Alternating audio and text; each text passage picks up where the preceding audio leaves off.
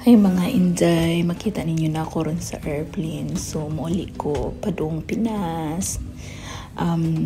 Kanina video karon naan ako sa sulod sa aeroplano, no. Kaning na ako ron sa Turkey to Manila akong biyahe ron. So wala ko naka-video atong na ako sa sa Leipzig to Turkey.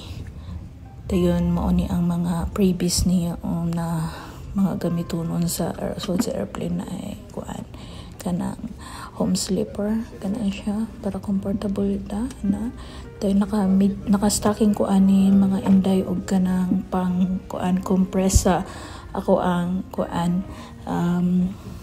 legs kay buntista, so 6 months pregnant ako ani, 6 months kapin. So then sila pa pre-drinks, lamig na drinks siya kay fresh siya. Siyempre kuan siya kanang headphone, then naadinhi kuan pwede nimo butangan og good kanang pangbutangan nimo kanang cellphone or monies. Dayon naa siya sa amin, nice kay sa nga tanan.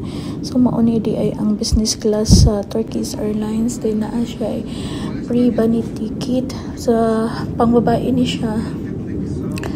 Ang sulod ano niya kay atong ablihan ha kanang para kuan to para sa mata, tabon sa mata, medyas. Nakuratan ko ani akong una nabunot ay abi na ko braday kuan man day ni siya para sa mata, mura siya braet. Dayon tala na ay medyas dinhi panalitan tugnawon imong tiil kana pwede nimo siya gamiton, no. Pero ang kanin ko tabon sa mata ako siyang gilabay kay mo siya bra maulota. Then kanin siya ko ani siya kanang sa kamot ng hand cream para dili man try atong kamot.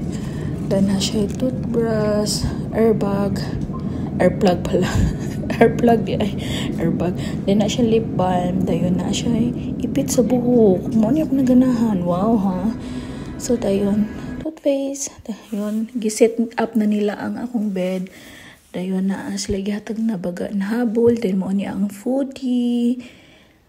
Dayon foodie and drinks na ho kay fresh orange juice kay buntista, so kinahanglan healthy kuno hay. So lamian ilang food guys, kinahan ko.